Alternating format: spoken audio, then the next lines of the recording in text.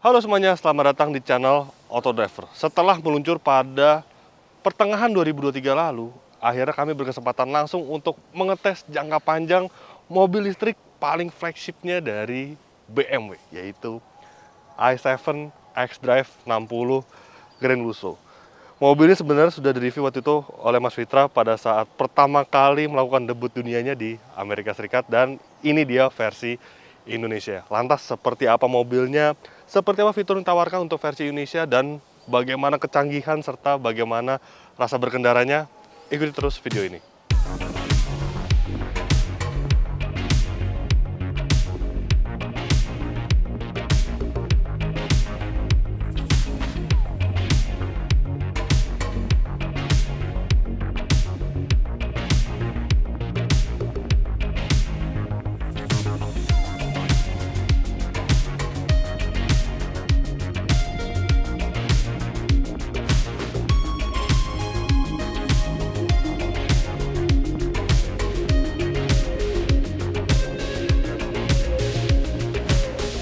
Ya, Mas Fitra sebenarnya sudah melakukan first drive waktu itu di Amerika Serikat. Anda bisa klik link di atas untuk menonton videonya. Dan sebenarnya spek yang direview oleh Mas Fitra dengan versi Indonesia ini mirip-mirip sebenarnya dengan versi Indonesia. Oke, di Indonesia sendiri seri 7 ini hadir dalam dua varian, yaitu 735i untuk versi mesin bensinnya yang dijual dengan harga 2,8 miliaran. Sedangkan ini adalah versi listriknya yang dijual dengan harga 3,285 miliar rupiah on the road. Nah, jika dipertemukan dengan pesaing terdekat ya sebenarnya nggak ada ya sebenarnya, karena S-Class itu dia tidak memiliki varian listrik. Tapi ada sebenarnya yang menjadi rival terdekatnya, yaitu EQS yang dijual dengan dua varian, kalau nggak salah harganya 3,3 miliaran dan 3,5 miliaran, yang sebenarnya bisa disandingkan dengan i7 ini. Tapi perlu diakui, ketika Anda membeli i7 atau EQS, mungkin Anda akan berpikir untuk menggunakan mobil ini dengan jasa pengemudi. Anda akan duduk di belakang, dan perlu diakui juga bahwa ketika Anda duduk di belakang, i7 ini terasa lebih nyaman dibandingkan EQS. Tetapi jika dibandingkan dengan S-Class, itu akan ya hampir seimbang lah. EQS itu lebih enak dikendarai sendiri, sedangkan i7 ini lebih enak duduk di belakang. Nanti kita akan tes saat duduk di belakangnya. Dan sebelum saya membahas tenaga, motor listrik, baterai, range, mobil ini mewah, flagship, tapi dia juga benar-benar canggih. Nah, nanti saya akan jelaskan apa saja yang menjadi hal yang canggih di mobil ini. Sekarang saya akan buka dulu terlebih dahulu kap motor listriknya. Ketika membuka kap motor listriknya, Anda akan menemukan cover seperti ini. Dan jika dibuka covernya, ini bisa dibuka ya. Tuh, hanya seperti ini. Ini ada control power unit dan ada motor listrik di bagian sana. Di bagian belakang juga ada, karena i7 yang hadir di Indonesia itu xDrive 60, jadi dia dibekali dengan motor listrik ganda. Tenaga yang dihasilkan itu besar sekali memang. Dia mencapai tenaganya 544 PS atau 536 horsepower, serta torsinya 745 Nm. Baterainya itu juga sangat besar, dia terletak di bagian lantai. Baterai itu berkapasitas 101,8 kWh, dan klaim lembaga WLTP, range mobil ini bisa mencapai 625 km. Apakah benar? Nanti kita akan tes dengan metode pengetesan kami untuk konsumsi listriknya. Dan sebenarnya kalau baterai itu dia lebih kecil sedikit dibandingkan EQS yang dia kapasitas baterai mencapai 107,8 kWh. Tapi ya rasanya cukup lah, range 125 dengan baterai 101,8 kWh. Kenapa saya bilang mobil ini sangat canggih? Nih, bisa dilihat di bagian depan, ini ada sebuah kamera. Mungkin kamera banyak ditemukan di mobil-mobil biasa, tapi di i7 ini, dia fungsinya itu berbeda. Selain dia bisa menampilkan kamera citra 360 derajat untuk asis pengemudi, tapi dia juga bisa berfungsi sebagai DVR atau digital video recording. Jadi dia terintegrasi dengan layar iDrive-nya, dan dia juga bisa recordernya itu dia bisa ditampilkan di layar handphone. Tidak sampai di situ, kamera ini juga bisa berfungsi sebagai CCTV. Jadi Anda tinggal menghubungkan aplikasi My BMW ke mobil ini, lalu di aplikasi tersebut ada beberapa pilihan, salah satunya adalah recording atau foto. Jadi ketika Anda menaruh mobil ini di lokasi yang mungkin kurang aman atau Anda kurang yakin gitu ya, Anda ingin melihat sekitar, nah kamera ini dia bisa memfoto keadaan sekitar, bisa merecord keadaan sekitar. Jadi ini kamera ini luar biasa, bukan sekedar kamera untuk bantuan pengemudi saja. Dan ada satu lagi hal yang keren, di atas bagian kamera ini ada kompartemen. Nah, ini gunanya adalah sebagai washer. Jadi washer tidak hanya tersedia untuk bagian wiper, tapi washer ini bisa untuk membersihkan bagian kameranya. Ini keren sekali.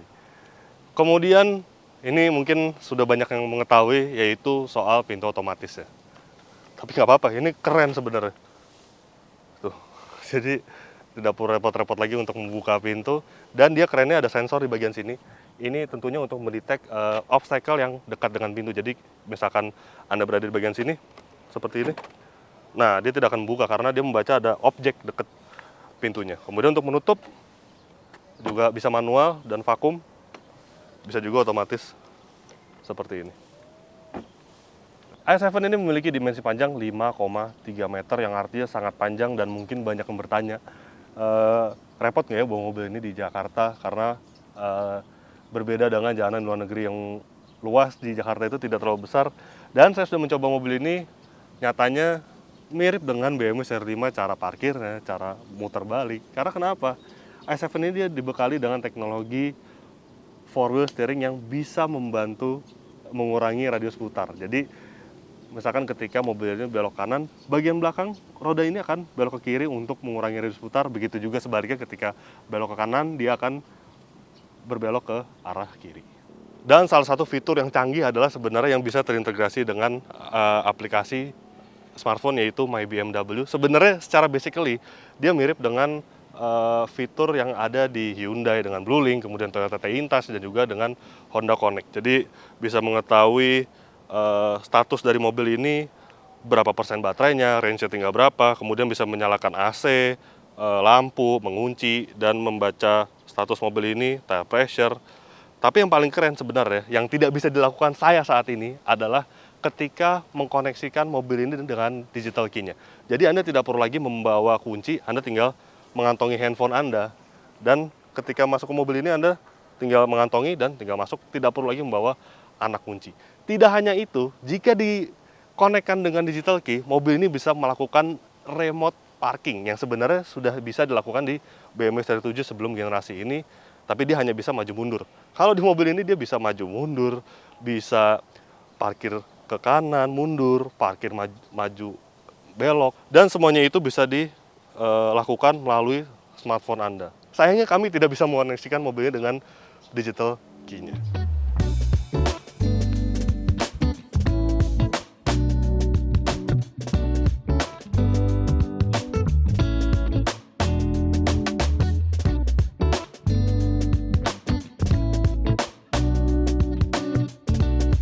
Dan ini dia bagian baris kedua dari i7, di mana Anda membeli sebuah i7, ini adalah tempat terbaik, bukan di bagian depan.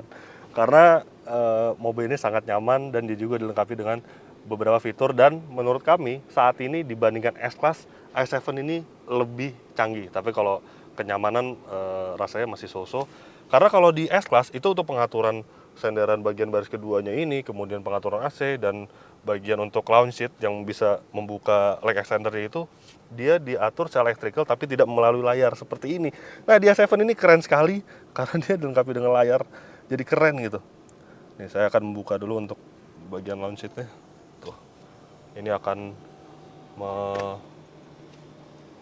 menggeser ke bagian depan. Masih buka buah sepatu dulu biar nggak kotor. Tuh, emang agak lama sih tapi nggak apa-apa. Tuh, wah, boleh kita buka armrestnya. Wah, gila, keren. Canggih sekali mobil ini. Kemudian di bagian tengah dia terdapat wireless charging, dan dia bisa ditarik untuk bagian tengahnya ini untuk cup holder di bagian tengah. Dan untuk pertama kalinya juga di sedan sekelas ini dia dilengkapi dengan theater screen yang sangat besar. Ini juga bisa dibuka dengan layar berukuran 30,1 inci. Sekarang kita buka Theater fold down. Dan secara otomatis ketika layar ini dibuka, semua tirai itu akan menutup. Wah, serasa di bioskop berjalan. Nah, sekarang kenapa ada laptop di sini? Jadi, ketika Anda menonton video First Drive Mas Fitra waktu itu di Amerika Serikat, layar THT Screen ini bisa langsung terhubung dengan berbagai aplikasi seperti Amazon dan juga Fire TV. Di sana Anda bisa menonton YouTube, Netflix, dan berbagai macam. Dan sayangnya untuk versi Indonesia BMW 7 itu belum bisa menggunakan aplikasi tersebut. Jadi salah satunya Anda menggunakan Theater Screen ini untuk menonton, ya Anda harus menggunakan kabel HDMI dan mengkoneksikannya ke gadget Anda seperti misalkan tablet atau laptop. Ya seperti ini jadi ya. Nonton video atau driver menggunakan laptop dan ditampilkan di layar Theater Screen-nya. Atau misalkan tablet mungkin lebih praktis ya. Sekarang saya sudah merapikan laptop saya. Ini kita fold aja. Terapikan juga. Tapi ya meski dia hanya bisa HDMI, tapi setidaknya ketika Anda berada di bagian baris kedua ini, Anda bisa mengatur semua pengaturan dari mobil ini, hampir semua ya. Jadi melalui layar kecilnya ini di bagian sini, Anda bisa mengatur berbagai pengaturan seperti display, touch command ini brightness bisa diatur, brightness dari layar ini, terus standar lah ya, kemudian telepon. Nah, activate wire charging ini bisa diatur di sini. Jadi ketika Anda menaruh smartphone di sini, ini bisa diatur mau dimatiin atau dinyalain. Kemudian My Modes. Nah, My Modes ini cukup menarik karena Anda bisa mengatur suasana kabin mobil ini dari layar sini. Tidak hanya pengemudi bisa mengatur, tapi Anda juga bisa mengatur dari bagian belakang seperti relax, digital art. Ini seketika dia akan menyesuaikan dengan latar artsy gitu ya. Bagian ambient light berubah, kemudian nanti layar ini juga akan berubah tampilannya tuh. Ada lagi ekspresif, kemudian relax. Nah, relax dia akan menutup tirainya dan juga teater. Nah, ketika teater ini secara otomatis dia layar teater screen akan membuka lagi. Dan untuk pengaturan jok juga bisa seperti ini, dikembalikan ke kondisi normal juga tinggal reset. Kemudian dia juga dilengkapi dengan massage chair yang sangat nyaman, sangat enak ketika Anda di bagian belakang tuh Anda bisa pijat menggunakan kursi ini. Sebenarnya fitur ini sudah ditemukan juga di BMW Seri 7 sebelum generasi terbaru ini. Dan massage ini juga banyak modenya, ada back training, massage, downwards, upwards, total ada berapa ini? Tuh 2, 3, 4, 5, 6, 7, 9 mode massage. Kemudian blinds. Nah, untuk membuka tirai ini semua Anda bisa mengatur juga melalui layar sini. Tuh. Bagian belakang bisa dibuka. Panoramik bisa dibuka juga melalui bagian sini. Wah, keren nih. Kemudian lights, reading lights. Ini selain Anda bisa menekan tombol di bagian sini, Anda juga bisa mengatur di bagian sini dan bisa diatur gitu untuk brightness-nya mau seberapa dan color temperature juga bisa diatur. Mau yang warm atau cold dari bagian sini. Dan bisa juga untuk mengatur AC. Sistem pendinginan bisa diatur di sini. Very low, angin segala macam, dan bagian kanan juga bisa ada atur melalui bagian sini, jadi sangat mudah gitu. Kemudian ada cooling seat dan juga heater seat di bagian belakang. Dan di bagian depan juga tentunya tidak kalah canggih dengan bagian lainnya. Salah satunya adalah ini ambient light ini dia keren dan tidak umum gitu. Jadi ini rasanya baru pertama kali ditemukan di mobil BMW dan baru i7 yang menggunakan ambient light seperti ini dengan corak seperti ini yang keren, mewah, dan premium, dan dia juga atraktif gitu. Dia juga bisa menampilkan berbagai pilihan warna, tapi tidak hanya itu, dia juga bisa bermain gitu untuk ambient light. Jadi ketika masuk ke My Modes ini adalah tidak hanya sekedar mode berkendara, tapi dia juga mode dari yang nuansa dalam kabinnya. Nah, ketika masuk ke ekspresif, tuh dia jika diperhatikan tuh ambient light-nya seperti bermain gitu. Keren. Kemudian ketika masuk ke sport mode, nah dia seketika akan berwarna merah. Dan warna merah keren sekali ya. entah kenapa.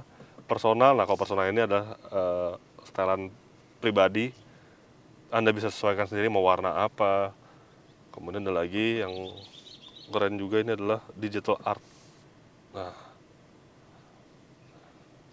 keren. Kemudian tidak hanya MyMOS dan ambient light-nya. Jika di bagian luar itu terdapat kamera yang bisa berfungsi sebagai DVR, di bagian dalam juga ada kamera juga di bagian sini. Dia bisa untuk berbagai macam fungsi sebenarnya. Intro kamera, jadi Anda bisa selfie di sini. Ini ditampilkan di layar kameranya. Kemudian jika Anda mengkoneksikan mobil ini dengan aplikasi My BMW, nah Anda bisa memantau mobil ini di bagian dalam kabin ya. Jadi bisa dilihat melalui handphone, mobil ini digunakan oleh supir Anda dengan istri Anda misalkan. Jadi bisa dilihat dari layar handphone ya, bisa ditampilkan dan juga bisa direkam. Kemudian di layar iDrive ini tidak seperti di bagian touchscreen ya, dia tidak ada apa-apa, hanya bisa dikoneksikan ke HDMI. Sedangkan di bagian layar iDrive ini dia justru ada aplikasi yang built-in gitu, yaitu Spotify dan juga YouTube. YouTube ini nggak bisa karena mobil ini tidak dilengkapi dengan eSIM. Sebenarnya bisa sih, Anda bisa mengoneksikan melalui menggunakan smartphone Anda, tapi saya tidak mau koneksikan. Tapi Spotify ini bisa nih, bisa berfungsi. Jadi tidak lagi perlu menghubungkan Apple CarPlay, Bluetooth. Jadi tinggal Spotify di iDrive ini, ya Anda bisa memilih lagu dari layar iDrive lagi. Ini keren. Kemudian juga YouTube. Nah, YouTube ini harus nih personal eSIM, please set up your eSIM. Dan oh ya, ketika saya menggunakan mobil ini di musim tahun baru. Dan ketika Anda mengkoneksikan ke aplikasi My BMW, dia akan melakukan update dengan sendiri dan ada ini nih, Happy New Year. Nah, jadi ada seperti movie, tampilan movie tuh. Ini lucu. Nah, terus kerennya juga layar ambient light-nya juga bermain gitu. Jadi tidak hanya video yang ada di layar iDrive, tapi dia juga bermain seperti ini. Jadi sangat interaktif ya untuk ambient light-nya. Happy New Year.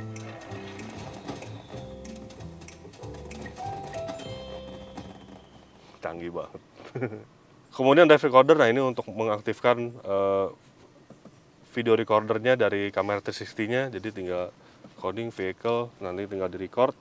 Nah, nanti akan direkam, kemudian memorinya akan tersimpan di dalam layar iDrive atau juga melalui USB. Tinggal Anda pilih. Ini keren. Kemudian driving setting, ini driving assistant standar lah, ini standar fitur yang ada di mobil BMW. Kemudian seat comfort. Nah, seat comfort ini Anda bisa mengatur joknya, jadi tidak hanya melalui tombol yang di bagian sini, tapi juga bisa melalui layar. Tapi yang agak rumit sebenarnya adalah leg extender. Bagian leg extender ini nih, dia tidak tersedia pengaturan di bagian sini, jadi harus diatur melalui layar. Jadi Anda menekan tombol bagian sini dan Anda harus menggeser tuh. Tuh, dia akan masuk. Kalau di model-model BMW lainnya atau di Mercedes-Benz itu ya, itu biasanya ada di sini atau secara manual aja gitu. Kalau di mobil ini enggak, harus melalui layar.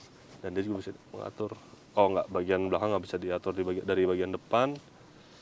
Dan sisanya sih ya mirip-mirip lah dengan model-model BMW lainnya.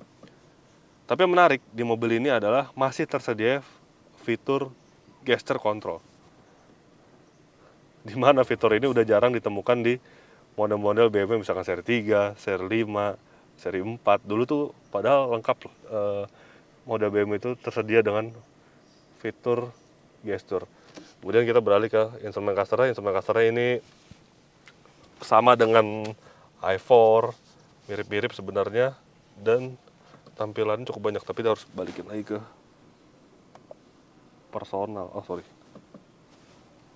ke personal. Nah ya, tampilannya mirip-mirip dengan i4 ini, informasi cukup banyak juga. Dan untuk versi Gran Lusso yang hadir di Indonesia, setir seperti ini, two spoke. Kalau di Amerika itu atau di luar negeri, dia tersedia versi yang M Sport, yang three spoke, yang sportinya. Dan di versi M Sport dia juga dilengkapi dengan pedal shift yang berguna untuk boost. Sedangkan di versi Gran Lusso ini tidak tersedia. Kemudian tombolnya di bagian kiri dan bagian kanan ada tombol ini untuk adaptive cruise control, dan ini untuk mengatur instrumen clusternya.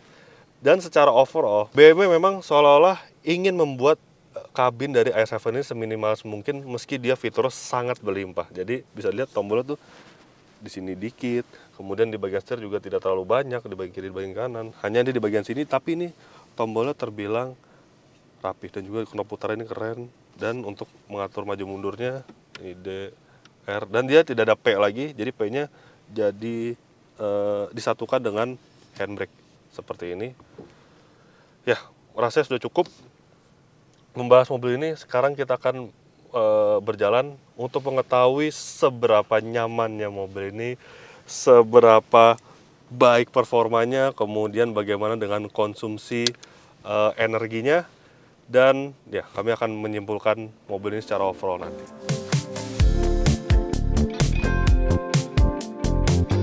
Mobil yang kami kemudikan ini ternyata membutuhkan tambahan daya untuk kami melanjutkan perjalanan dan merasakan impresi berkendaranya.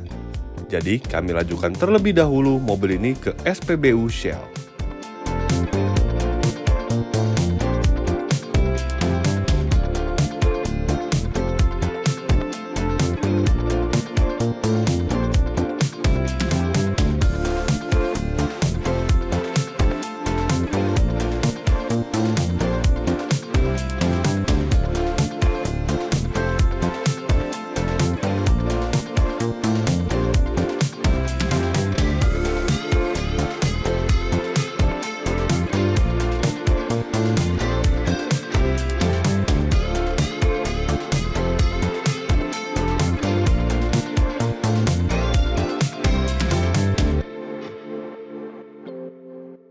Ya mas, Ada yang bisa dibantu Pak? mau payment Shell Recharge. Oh siap Pak. Untuk biayanya per KWH-nya Rp2.166 dan untuk biaya recharge service-nya Rp25.000. Jadi totalnya Rp53.158. Baik. Nah, sekarang Anda bisa melakukan pengisian daya mobil listrik Anda di Shell Recharge dengan biaya yang terjangkau, yaitu Rp2.166 per kWh dengan biaya layanan per transaksi Rp25.000. Kunjungi shell.co.id/Shell Recharge untuk informasi lebih lanjut. Bapaknya punya member Shell Asia-nya? Punya. Untuk menikmati berbagai keuntungan di Shell, Anda bisa bergabung menjadi member Shell Go Plus melalui aplikasi Shell Asia. Ya, Mas.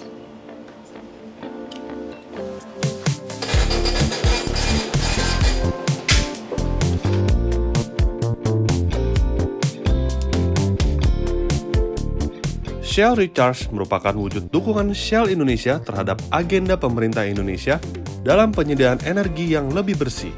Dengan daya pengisian fast charging hingga 60 kW, proses pengisian daya dari 0 sampai 80% dapat dilakukan dalam waktu sekitar 30 menit saja. Shell Recharge, kini pengisian daya mobil listrik Anda menjadi lebih mudah.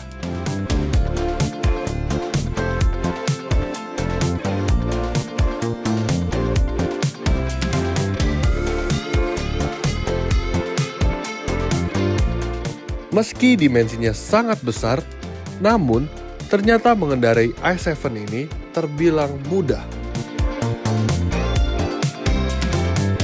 Iya, tidak terasa besar, seperti mengendarai sebuah seri 5 dengan kap mesin yang sedikit lebih panjang saja. Apalagi mobil ini dibekali dengan teknologi yang canggih untuk memudahkan pengemudi seperti 4-wheel steering, kemudian berbagai assistant lainnya seperti kamera 360 yang resolusinya sangat baik, ada parking assistant, kemudian reversing assistant, recording pad, dan juga dia dilengkapi dengan fitur ADAS level 2 plus yang canggih. Tetapi yang terpenting tentunya bagaimana jika duduk di baris keduanya? Let's find out.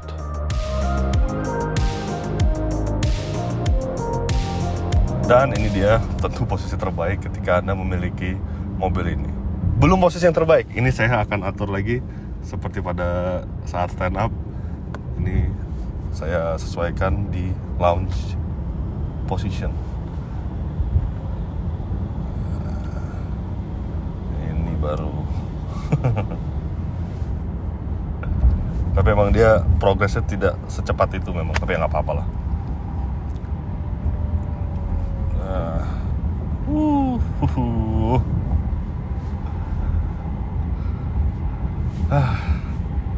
Sudah.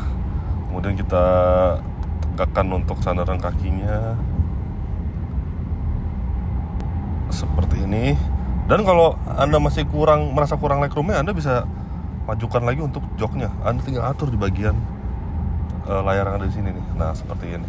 Tapi tergantung apakah pengemudi Anda akan merasa terganggu karena agak sedikit mengganggu visibilitas dari spion. Tapi ya, Anda sebagai bos, Anda tentunya punya semua kuasa di mobil ini. Oh ya, tapi sebagai catatan, launch position ini hanya ada di bagian kiri karena tidak mungkin Anda menggunakan launch position ini dan ada pengemudi sebelah kanan dengan posisi jok seperti ini. Jadi nanti pengemudi akan posisi sangat ke depan, itu nggak mungkin rasanya. Jadi tempat yang terbaik sekali lagi ada di baris kedua dan di bagian kiri.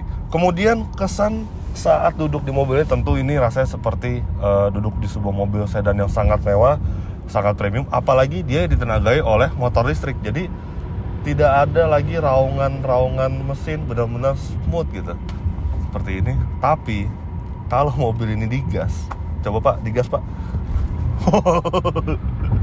Udah Pak, cukup Pak. Nah, itu rasanya benar-benar kencang sekali, benar-benar terjambak karena torsi mobil ini sangat besar. Kekedapan kabin juga baik. Tapi memang perlu diakui kekedapan kabin di bagian belakang ini tidak sebaik di bagian depan. Mengapa demikian? Karena kacanya ini untuk bagian belakang dia hanya single glass, berbeda dengan bagian depan yang sudah dilengkapi dengan double glass.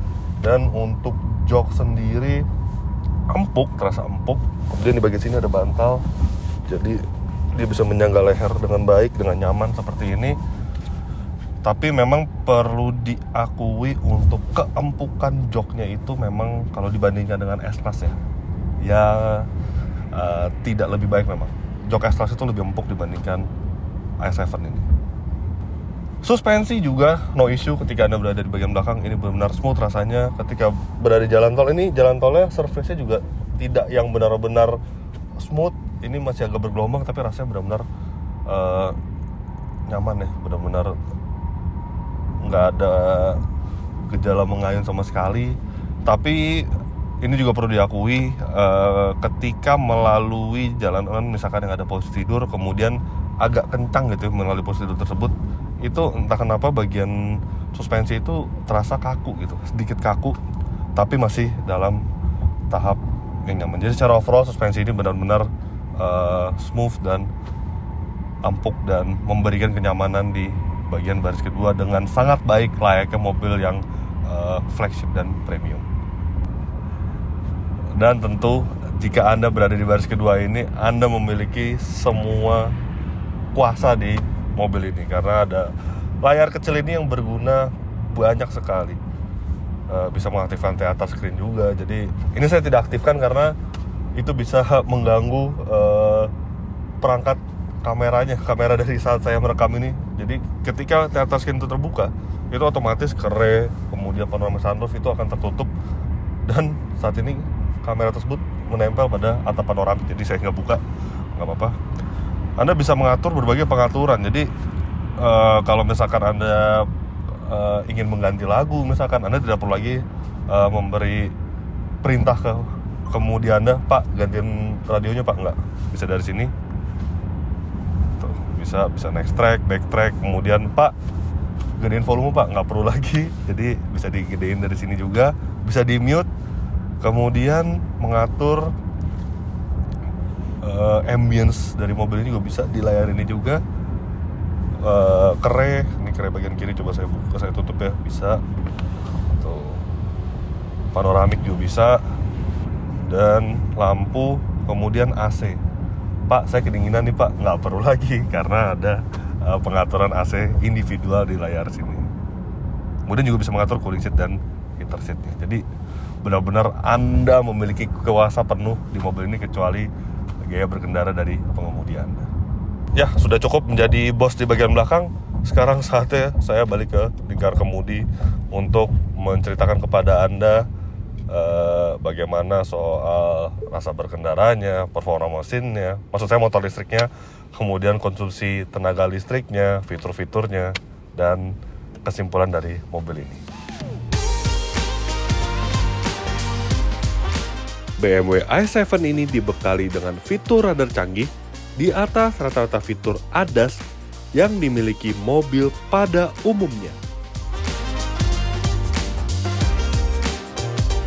Sudah baik lagi ke lingkar kemudi dan saya akan sedikit menjelaskan hal yang saya sebutkan sebelumnya, yaitu fitur ADAS level 2+. Jadi secara basically fitur radar yang ada pada mobil ini itu selevel sebenarnya dengan mobil-mobil yang rival dari BMW i7 ini, yang sama dengan BMW i7 ini, yang setara di harga 3 miliaran, tapi dia sedikit lebih advance. Nah, fitur radarnya, perangkat itu sebenarnya sama seperti blind spot monitoring, kemudian adaptive cruise control, lane change warning, kemudian dia ada fitur tambahan yaitu, sebentar saya buka contekan dulu.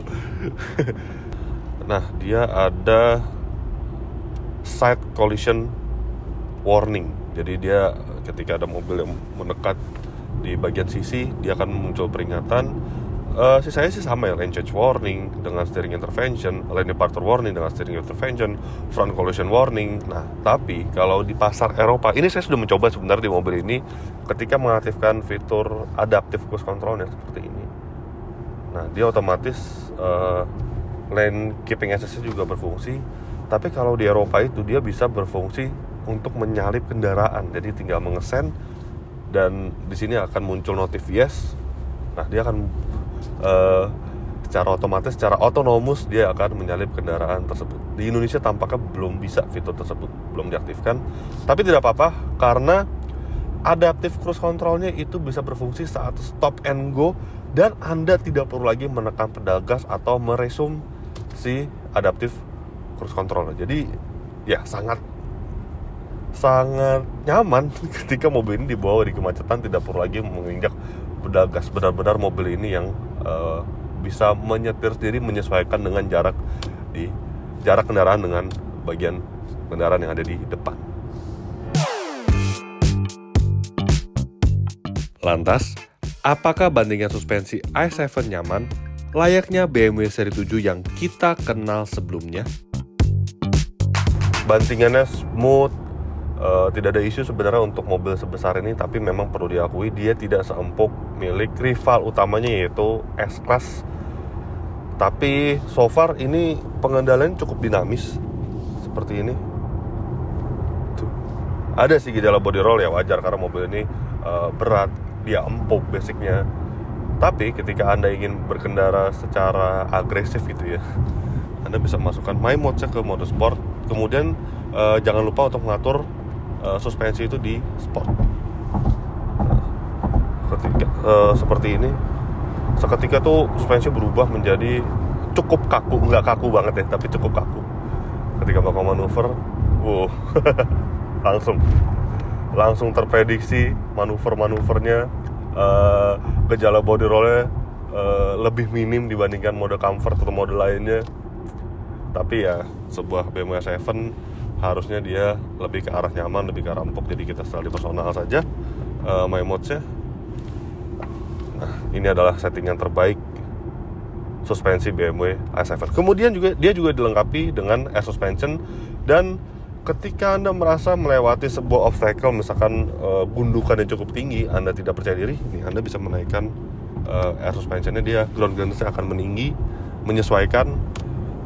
Jadi terhindar dari mentok di bagian bawah. Dengan kapasitas baterai yang terbilang besar, bagaimana dengan jarak tempuhnya?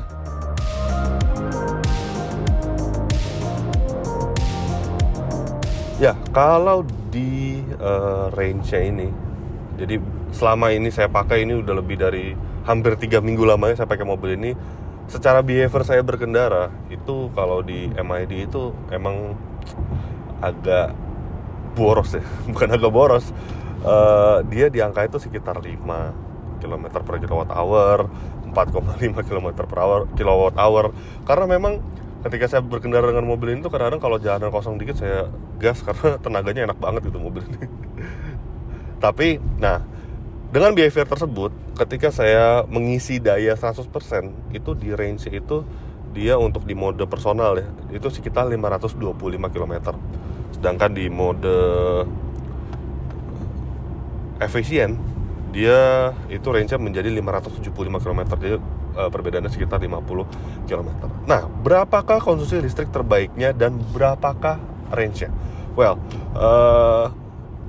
berdasarkan pengetesan WLTP, klaimnya itu i7 tuh bisa menjangkau 625 km sekali pengisian daya. Dan kami sudah mengetes konsumsi listrik terbaik dari mobil ini itu mencapai, ternyata ya, angka cukup jauh dengan behavior saya. Itu mencapai 6,8 km per kilowatt hour. Nah, artinya jika dikalikan dengan kapasitas baterai yang mencapai 101,8 kWh, i7 ini bisa menjangkau 697 km dalam sekali pengisian daya. Hampir 700 km, yang artinya itu meleset jauh dari klaimnya WLTP, tapi itu jauh lebih baik. Tapi BMW selalu seperti itu. Waktu itu saya mengetes i4, klaimnya berapa, ternyata saya tes beneran itu klaimnya lebih jauh gitu. Jadi klaimnya itu rasanya untuk safety reason gitu. Klaim WLTP-nya, padahal sebenarnya mobil itu bisa menjangkau lebih jauh lagi. Itu kebiasaannya sebuah BMW. Jadi rasanya mobil ini hampir setara dengan rival mobil listrik flagship dari Mercedes-Benz, yaitu EQS yang berpenggerak motor listrik belakang. Well, terbilang impresif dalam hal jarak tempuh. Mari kita cari tahu seberapa hebat sedan besar ini dalam hal performa. Oke, untuk mengetes performanya kita masuk dulu ke mode sport. Langsung jok itu memegang biar kita tuh sebagai pengendara tetap center gitu, tidak terpengaruh oleh guncangan-guncangan dan manuver-manuver, jadi tetap berada center di joknya. Oke, langsung aja kita gas. Go.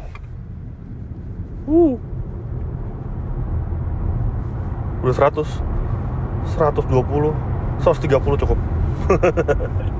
Karena kita hanya mengetes 0 sampai 100 km per jamnya saja. Kita balikin lagi mode berkendara ke personal. Oke, hasilnya adalah meleset dari klaim BMW. BMW mengklaim bahwa i7 xDrive 60 ini yang bertenaga mesin 536 horsepower, torsi 745 Nm itu berada di angka 4,7 detik. Dan hasilnya, berdasarkan pengetesan kami menggunakan alat berbasis GPS, itu mencapai 4,63 detik. Yang artinya sedikit lebih baik dibandingkan klaimnya, tapi itu artinya cukup positif ya.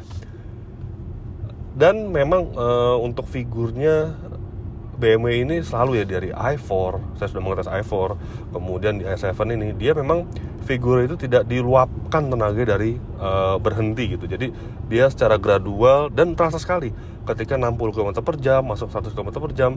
Itu kalau misalkan mungkin ya, kalau mobil ini di dyno itu terasa grafiknya agak naik dan naik terus gitu loh. Itu karakter dari sebuah BMW, berbeda dengan Tesla, dengan Kia, dengan Hyundai yang dia benar-benar dari awal benar-benar 100% gitu tenaganya. Kalau ini kayaknya dari awal tuh 80%, kemudian naik ke 90% dan 100% baru di sekitar 80 km per jam. Itu terasa sekali. Kemudian untuk drag test ya, 201 meter, i7 xDrive 60 ini tuntas dalam waktu 8,3 detik, yang artinya sangat baik gitu. 8,3 detik untuk drag race. Dan menariknya i7 ini dia dilimitasi top speed ya, tidak seperti mobil listrik pada umumnya. Dia limitasi top speed itu justru seperti mobil yang performance oriented. Karena mobil ini top speednya berada di 240 km per jam. Kalau biasanya tuh mobil listrik di i4 tuh 190 km per jam. Kemudian di Hyundai Ioniq 5, Ioniq 6 sekitar 191 km per jam. Mobil ini dia layaknya mobil bensin saja, 240 km per jam. Luar biasa.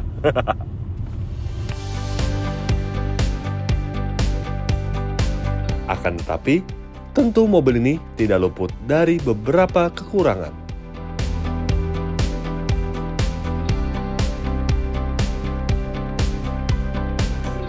Yang pertama adalah pengaturan regeneratif brakingnya. Umumnya mobil listrik itu pengaturan regeneratif braking itu ada di bagian pedal shift, tapi memang tidak semua. Tapi rasanya pengaturan regeneratif braking melalui pedal shift itu sangat memudahkan pengemudi. Nah, menariknya versi luar negeri yang M Sport yang menggunakan setir lebih sporty dibandingkan yang Ranuso seperti ini ya. Dia 3-spoke. Dia ada pedal shift, tapi dia bukan untuk pengaturan regenerative braking, melainkan untuk boost mode gitu. Bukan regenerative braking. Dan yang kedua adalah speaker Bowers and Wilkins ya. Sebenarnya cukup oke kualitasnya. Tapi rasanya jika dibandingkan dengan seri 7 generasi sebelumnya, itu rasanya gak cukup improve gitu speakernya. Bahkan jika dibandingkan dengan pesaing utamanya itu S-Class, itu kualitasnya cukup berbeda jauh ya. S-Class itu rasanya yang terbaik gitu di kelasnya untuk soal kualitas suaranya, kualitas audionya. Memang dia dilengkapi dengan 4D surround system yang ada speaker dan subwoofer di bagian joknya. Tapi kadang-kadang dengan menggunakan fitur itu, jika dimaksimalkan gitu ya, itu rasanya agak aneh gitu, karena jadi getar-getar bagian punggung dari orang yang duduk di jok gitu. Jadi agak enak dimatiin atau dikecilkan saja sih 4D surroundnya tersebut. Setelah mencoba mobil ini dalam jangka waktu yang cukup panjang, inilah kesimpulan kami terhadap sedan flagship BMW ini. Ya, sebagai kesimpulan, despite dari desainnya memang menuai kontroversi ya. Mungkin banyak yang suka atau banyak yang masih menganggap agak gimana gitu desain eksterior dari BMW i7 ini. Terlepas dari itu, i7 ini adalah sebuah sedan flagship, sedan yang sangat mewah dan dia sangat canggih. Dia berbekal teknologi yang sangat canggih, bahkan canggih itu bisa dikatakan di luar nalar gitu. Dan hampir semua fitur itu benar-benar terpakai ketika Anda menggunakan mobil ini. Dan untuk pertama kalinya BMW mengadopsi teknologi dari Rolls-Royce. Bukan mengadopsi teknologi dari Rolls-Royce sebenarnya, tapi ada beberapa teknologi yang biasa ditemukan di Rolls-Royce ada di BMW seri 7 atau di i7 ini, seperti pintu otomatis, kemudian motor listriknya dia sama dengan Rolls-Royce Spectre. Jadi rasanya mobil ini mahal melihat harga yang mencapai 3,285 miliar rupiah. Tapi kalau dibandingkan Rolls-Royce itu jauh banget. Jadi rasanya seperti Rolls-Royce dengan harga 3,3 miliaran rupiah jika Anda memiliki mobil ini.